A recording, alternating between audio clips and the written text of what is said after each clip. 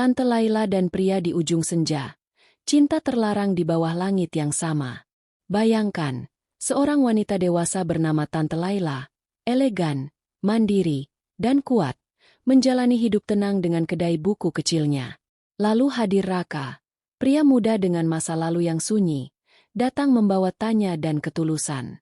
Di bawah langit senja yang sama, benih cinta tumbuh diam-diam. Tapi bisikan masyarakat, perbedaan usia, dan luka lama mulai menguji mereka. Akankah cinta yang tak biasa ini mampu bertahan di tengah badai penilaian dunia?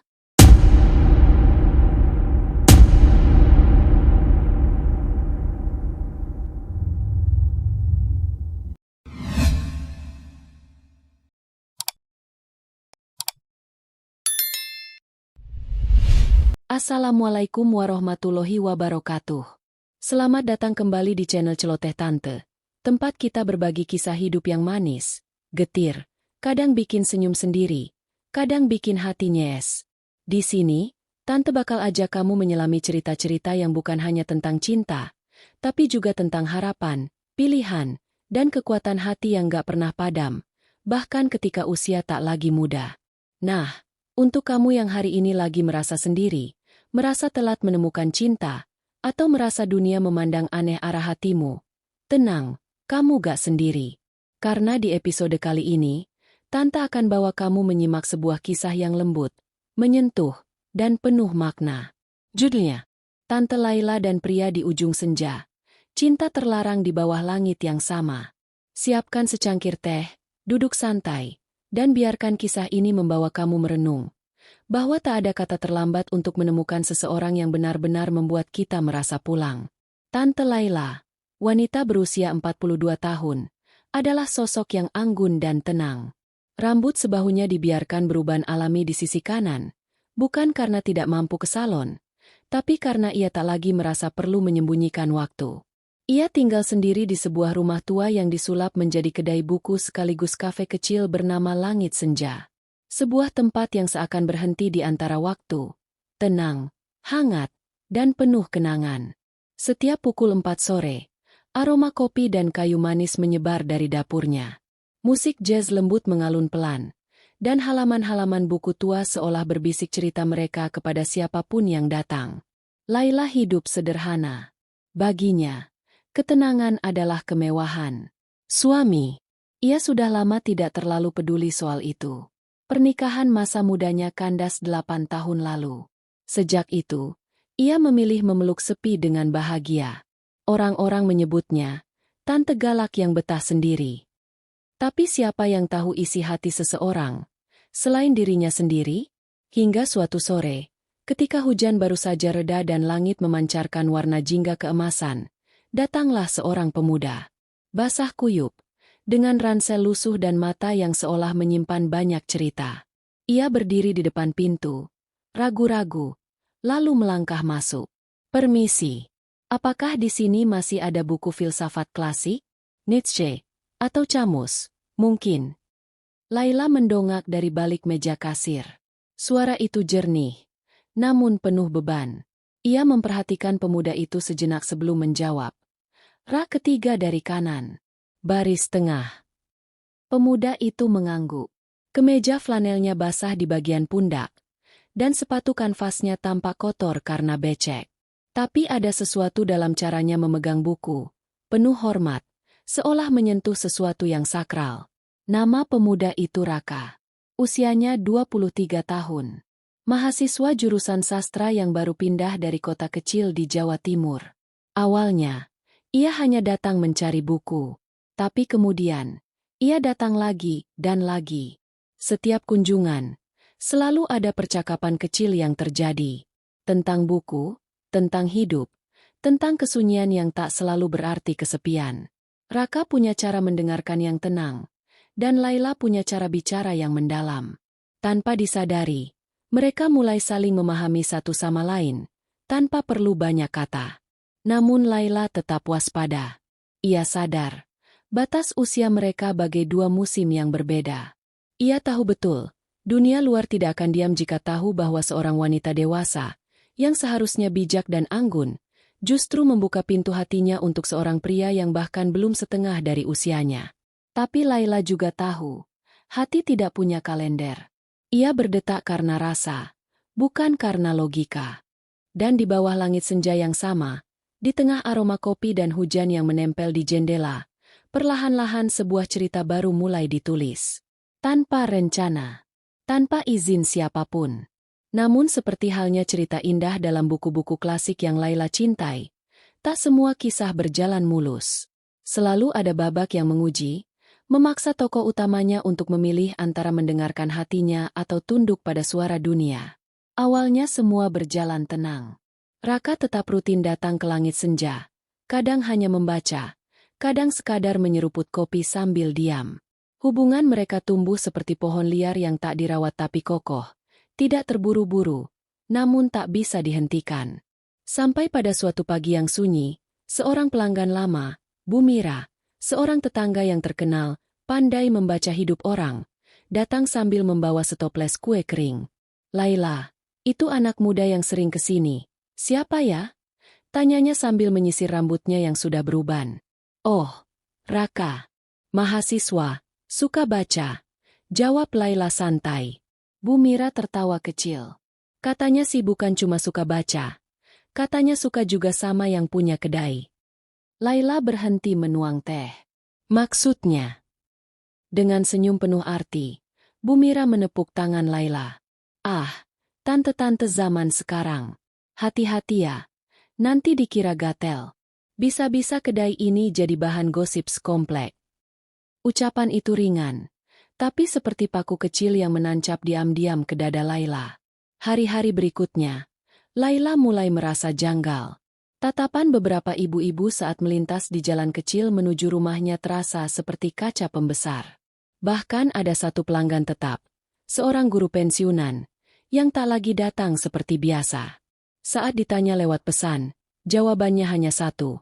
Maaf, saya merasa tidak nyaman lagi di sana. Laila pun mulai menjaga jarak. Ia tidak lagi duduk lama berbincang saat Raka datang.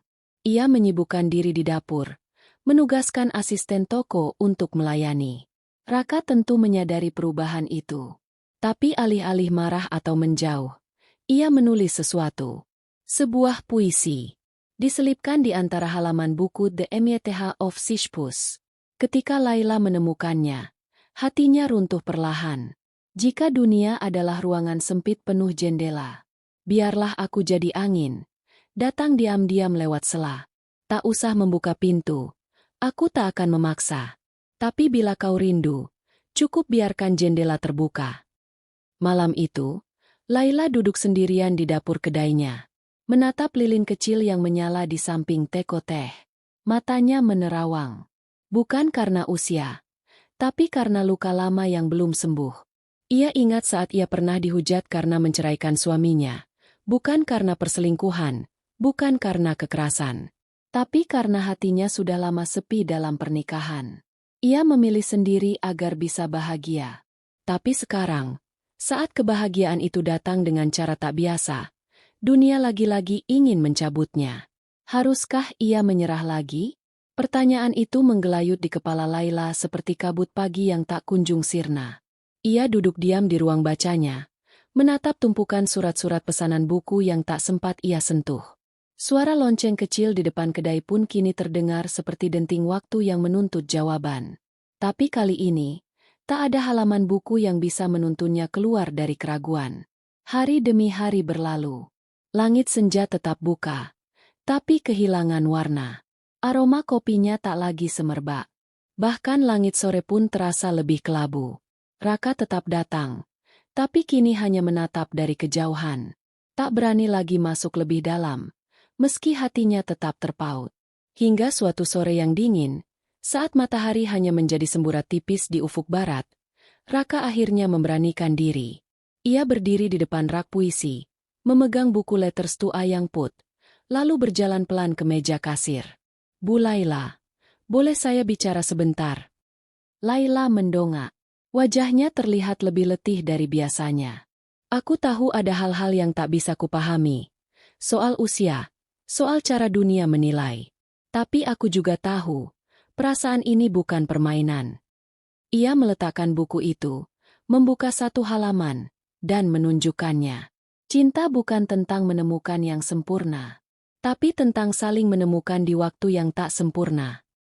Laila menghela napas panjang. Raka, kamu muda. Dunia masih luas untukmu. Jangan biarkan langkahmu terhambat oleh wanita seusia aku. Aku bukan tujuan. Aku hanya persinggahan. Lalu kenapa aku merasa baru benar-benar hidup saat bersamamu? Tanya Raka pelan, namun penuh keyakinan. Laila terdiam. Tidak ada yang bisa ia jawab. Tapi ia juga tahu, tak bisa terus lari. Malam itu, ia membuka buku catatan hariannya yang telah lama tak disentuh. Di halaman pertama, ia menulis satu kalimat. Kalau aku tidak memperjuangkan kebahagiaanku sendiri, siapa lagi? Dan keesokan harinya, ia mengambil keputusan besar, menutup kedai buku untuk sementara dan pergi. Tapi bukan untuk kabur. Ia ingin pergi ke tempat di mana ia bisa berpikir jernih. Ia memilih kota Yogyakarta, tempat penuh sejarah dan ketenangan. Sebelum pergi, ia meninggalkan surat untuk Raka. Aku tidak pergi karena ingin menjauh. Aku pergi agar aku tahu, apakah hatiku tetap untukmu bahkan saat tak ada kamu. Keputusan itu bukan bentuk pelarian. Itu adalah awal dari perlawanan.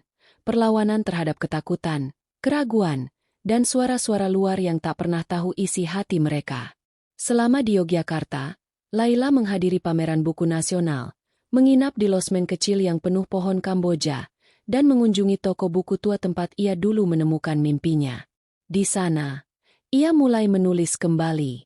Cerita pendek, puisi, catatan harian. Semuanya tentang satu hal. Perjalanan hati yang mencoba melawan angin. Tapi angin tak berhenti berhembus. Di hari ketiga, saat ia berjalan di pelataran Malioboro, ponselnya berdering. Nama yang muncul membuat dadanya sesak. Ibu Raka. Dengan suara sopan namun tajam, wanita itu berkata, "Terima kasih sudah menjauh dari anak saya. Sekarang biarkan dia kembali ke hidup normalnya. Ia masih muda. Ia perlu masa depan. Bukan masa lalu."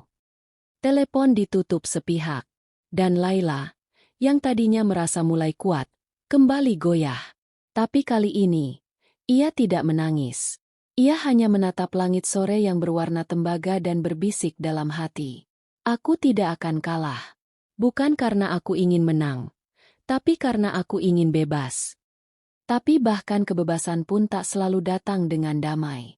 3 hari setelah percakapan dingin dari Ibu Raka, Laila duduk termenung di teras penginapan, memandangi daun-daun Kamboja yang gugur satu-satu. Ia merasa kuat, atau setidaknya ingin merasa begitu. Tapi di dalam dadanya, badai kecil tak henti bergolak. Ponselnya tak pernah berdering lagi sejak itu. Tidak ada pesan, tidak ada suara, bahkan dari Raka. Hening total. Dan di tengah sunyi itulah keraguan mulai menyelinap kembali. Apakah keputusan pergi ini benar? Atau justru ia telah membiarkan satu-satunya kesempatan bahagia terlepas dari genggaman? Hari keempat, Laila berangkat ke pameran buku. Ia berdiri di antara deretan rak, mencoba fokus membaca, tapi pikirannya mengembara. Pandangannya kosong menatap buku berjudul The Chourage to be Disliked. Sebuah ironi, pikirnya. Karena yang ia takutkan bukan dibenci, tapi dilupakan. Dan di titik itulah ia menyadari sesuatu yang menyesakkan. Semua usahanya selama ini tak menghasilkan apa-apa. Ia menjauh demi menjaga Raka. Tapi hasilnya, hubungan mereka menggantung. Cintanya tak bersambut. Dan orang-orang tetap mencibir meski ia mundur. Semua jalan buntu. Ia telah mencoba sabar. Ia telah mencoba dewasa. Tapi cinta tak bisa terus bertahan bila hanya satu yang memperjuangkan. Di malam kelima, Laila mengepak barang. Ia menulis catatan kecil di buku hariannya. Jika cinta ini tak bertahan, biarlah ia menjadi puisi terakhirku. Keesokan paginya, ia membeli tiket kereta untuk kembali ke Bandung. Bukan untuk membuka lagi kisah yang telah redup, tapi untuk menutupnya dengan tenang. Ia ingin kembali menjadi Laila yang dulu, yang cukup dengan kedai, buku, dan senja. Namun sesampainya di langit senja, yang ia temukan bukan kedai yang tenang. Ada karangan bunga di depan pintu, bertuliskan, "Untuk langit yang menjadi rumah, jangan pernah menyerah." Raka. Laila terpaku.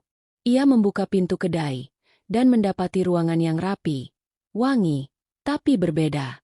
Di atas meja kasir, ada sebuah buku, berisi puisi-puisi tulisan tangan. Di halaman pertama tertulis, "Aku mencarimu kemana-mana, tapi ternyata kamu tak pernah pergi. Kamu hanya bersembunyi dari luka yang tak ingin terulang lagi." Laila tak kuasa menahan air mata. Tapi rasa haru itu seketika bercampur cemas saat melihat sebuah amplop kecil di bawahnya. Di dalamnya, selembar tiket kereta menuju Yogyakarta. Tanggal hari ini, jam keberangkatan, 2 jam lagi. Atas nama Raka Prasetya. Status, belum check-in. Hati Laila berdegup. Seperti dulu, saat pertama kali mendengar suara Raka bertanya tentang buku Nietzsche. Ia berlari, meninggalkan kedai dalam keadaan terbuka. Naik taksi menuju stasiun. Hujan turun pelan, seperti mengiringi detak jantungnya yang berpacu dengan waktu. Setiba di stasiun, matanya menyapu setiap sudut. Ia mencari sosok itu, pria muda dengan ransel lusuh, mata penuh tanya, dan keyakinan yang tak pernah goyah. Tapi tak ada. Kereta sudah di peron. Laila menunduk. Bahunya jatuh. Ini mungkin memang akhir sebenarnya. Namun sebelum ia melangkah pergi, ada suara dari belakang. "Kamu datang juga." Laila membalikkan badan. Raka berdiri di sana. Tapi tersenyum. "Kenapa kamu tidak naik kereta?" "Karena aku tahu, orang yang kucari akan datang. Tapi bukan untuk pergi, melainkan untuk tinggal." Kalimat itu menghentikan waktu bagi Laila. Ia berdiri kaku, basah oleh gerimis yang menggantung di udara. Namun dada terasa hangat. Mata mereka bertemu, dan untuk pertama kalinya setelah hari-hari panjang yang sunyi, tidak ada kata-kata yang mampu mewakili perasaan yang menumpuk di dada mereka masing-masing. Laila menarik napas panjang, seakan ingin memastikan bahwa ini bukan mimpi. "Kamu tetap menunggu." Raka mengangguk pelan. "Karena bukan kamu yang harus pergi. Dunia yang harus berubah, atau kita yang harus memilih jalan baru."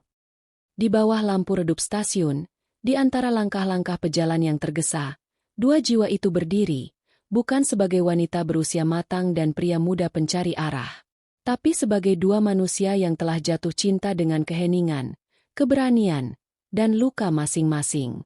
Mereka akhirnya pulang bersama, tapi tidak ke rumah yang dulu.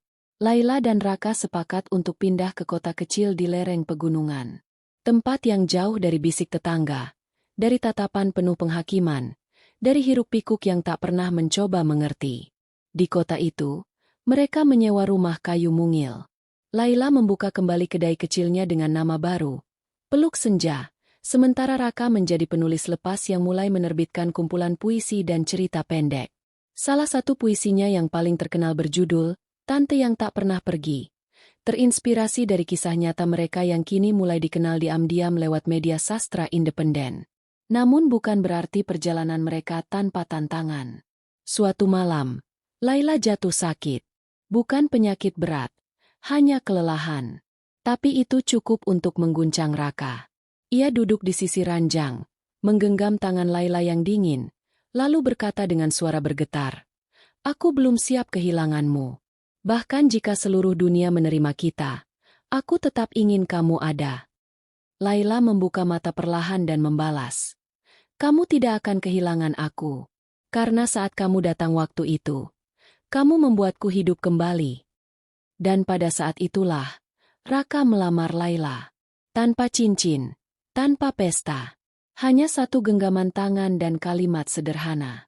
"Maukah kamu menjadi rumahku selamanya?" Laila tak menjawab dengan kata. Ia hanya mengangguk pelan, lalu menarik Raka ke pelukannya. Di antara hujan yang kembali turun malam itu, mereka berdua duduk di teras rumah kayu, saling diam, saling tahu. Tak ada yang lebih romantis dari kejujuran yang lahir dari luka dan kesetiaan. Hubungan mereka bukan tentang mengejutkan dunia, tapi tentang menciptakan ruang aman di dalamnya. Mereka tidak pernah mencari pembenaran, hanya kebenaran di hati masing-masing. Dan seiring waktu, orang-orang pun mulai diam. Mungkin bosan, mungkin akhirnya mengerti. Tapi Laila tak lagi peduli. Ia sudah cukup dewasa untuk tahu, cinta sejati tak butuh izin dari siapapun. Yang mereka butuhkan hanyalah satu sama lain, dan langit yang masih sama. Dan langit itulah yang selalu menemani setiap bab baru dalam kehidupan Laila dan Raka, baik saat terang maupun saat mendung menggantung lama. Beberapa tahun berlalu sejak hari di stasiun itu. Peluk senja, kedai kecil mereka di kaki gunung, menjadi tempat persinggahan bagi jiwa-jiwa lelah yang mencari kehangatan. Buku-buku memenuhi dinding, aroma kopi menggoda siapapun yang melintas. Dan tawa kecil sesekali terdengar dari sudut ruangan saat Raka membacakan puisinya untuk anak-anak kampung. Laila lebih banyak mengurus dapur. Rambutnya kini sepenuhnya putih, tapi senyum di wajahnya semakin damai. Ia tak lagi merasa tua, tak lagi merasa asing di dunia yang dulu terasa sempit. Ia merasa hidup, utuh. Namun waktu tetap berjalan, dan usia tak bisa ditipu. Suatu sore, ketika langit berubah jingga dan kabut mulai turun perlahan, Laila duduk di kursi rotan di depan rumah. Matanya memandang ke arah barat, ke arah matahari yang perlahan turun. Di pangkuannya ada selimut tipis, dan di tangannya ada buku yang tak lagi ia baca. Raka duduk di sampingnya, menggenggam jemarinya yang mulai dingin. "Masih ingat hari pertama aku datang ke kedaimu?" tanya Raka lembut. Laila tersenyum. "Masih. Kamu tanya buku Nietzsche, tapi sebenarnya kamu sedang mencari sesuatu yang lebih dari sekadar filsafat." "Apa itu?" "Tempat untuk pulang." Raka menatap istrinya dengan mata yang mulai berkaca-kaca. "Dan kamu adalah tempat pulangku." Senja itu menjadi momen hening yang paling dalam bagi mereka berdua. Bukan karena ada yang disesali, tapi karena ada begitu banyak yang disyukuri. Di pelukan terakhir sebelum malam turun sepenuhnya, Laila bersandar di bahu Raka dan berbisik, "Kalau nanti aku pergi duluan, jangan sedih terlalu lama. Karena cinta kita nggak akan pernah benar-benar pergi. Ia akan tetap tinggal di antara buku, kopi, dan senja yang terus pulang ke barat." Beberapa bulan kemudian, Laila benar-benar pergi. Perlahan, damai, dan tanpa sakit yang berlarut. Ia berpulang di kursi kesayangannya, dikelilingi rak-rak buku dan aroma kayu manis yang memenuhi ruangan. Raka tetap tinggal di rumah kecil mereka. Ia tak pernah menikah lagi, tapi ia tak kesepian. Setiap hari, ia membuka kedai, menyapa pelanggan, dan membaca satu puisi Laila setiap malam sebelum tidur. Di dinding kedai, terpajang kutipan yang selalu menggetarkan hati siapapun yang membacanya. "Cinta tak butuh izin, tak kenal usia, dan tak pernah mengenal kata terlambat. Ia hanya butuh keberanian untuk jujur, dan kesediaan untuk pulang." Begitulah akhir kisah Tante Laila dan Raka. Cinta yang berani menantang waktu, dan tak gentar meski dunia tak sepakat. Hai sayangku semua, terima kasih sudah menyimak cerita penuh haru hari ini di Celoteh Tante. Kalau kamu masih di sini sampai detik ini, berarti kamu juga percaya bahwa cinta sejati bukan tentang usia, status, atau pandangan orang lain, tapi tentang dua hati yang saling memilih untuk tinggal, walau tak mudah. Dari kisah ini, kita belajar bahwa bahagia itu hak siapa saja, di usia berapapun. Cinta tak pernah datang terlambat, hanya perlu tempat yang tepat. Dan keberanian mencintai seringkali dimulai dari keberanian menerima diri sendiri. Tante doakan untuk kamu yang menonton. Semoga kamu segera dipertemukan dengan seseorang yang mencintaimu. Bukan karena sempurna, tapi karena dia melihat kekuatan di balik setiap luka yang pernah kamu simpan diam-diam. Amin. Kalau kamu suka kisah ini, yuk bantu channel Celoteh Tante terus berkembang dengan cara like videonya. Tulis pendapatmu di kolom komentar. Siapa tahu, kisah kamu juga bisa jadi inspirasi episode selanjutnya. Share ke teman atau sahabat yang mungkin sedang menunggu cinta sejatinya. Dan tentu saja, subscribe, supaya nggak ketinggalan kisah-kisah manis berikutnya. Terima kasih ya, sayang. Tante pamit dulu. Tetap jaga hatimu, tetap hangat seperti senja. Dan jangan lupa, dimanapun kamu berada, kita semua hidup di bawah langit yang sama. Wassalamualaikum warahmatullahi wabarakatuh. Peluk manis dari Tante.